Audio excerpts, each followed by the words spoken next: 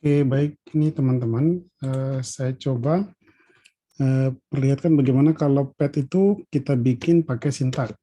Ya, sama seperti yang kemarin, kita bikin dulu ya. Ini jadi filenya sudah saya import, saya tidak demokan lagi. Sekarang kita bikin project pet. Petnya kita beri nama pet baru misalnya. Save. Ini sudah ada, kita jelaskan aja. Lalu sekarang sama seperti sebelumnya, kita baca variabelnya. Variabelnya saya ambil datanya tadi saya sudah simpan. Nih,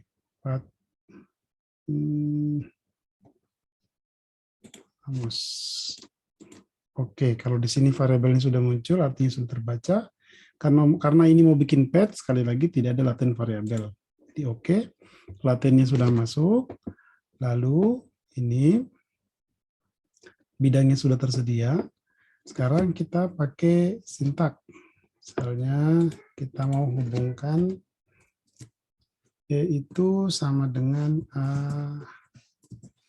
B, C, D, lalu saya run. Nah, bentuknya seperti ini. Jadi E dipanah dari A, B, C, D, E. Nah, tapi kan kita tentunya punya model yang kadang-kadang tidak seperti ini bentuknya. Ini kan sudah bagus nih. Kalau misalnya bentuknya tidak seperti itu, misalnya ternyata E juga punya jalur dari, bukan E, D itu ada jalur dari A, B, dan C. Kemudian C ada jalur dari A dan B, lalu B ada jalur dari A, maka jadinya seperti ini. Nah, kalau seperti ini, ini kadang-kadang ada yang memodifikasi menjadi bentuk lain. Nah, misalnya ini kita pastikan dulu, pertama ini ya, kita pastikan dulu ini yang ini ya, jangan yang tanda panah yang menyala, tapi yang kotak ini. Ini artinya selection. Kita pilih kotak ini, kita klik, kita pindahkan di sini. Ini kita pindahkan ke bawah misalnya kayak gitu. Lalu C-nya kita pindahkan ke sini, D-nya kita pindahkan ke bawah, dan E-nya kita taruh di ujung misalnya gitu. Nah, ini kan garisnya jadi tidak bagus nih. Nah, bagaimana caranya supaya jadi bagus? Kita klik di tempat ini, di tempat garis ini, upayakan sampai ininya aktif ya, sampai hitam-hitamnya itu muncul.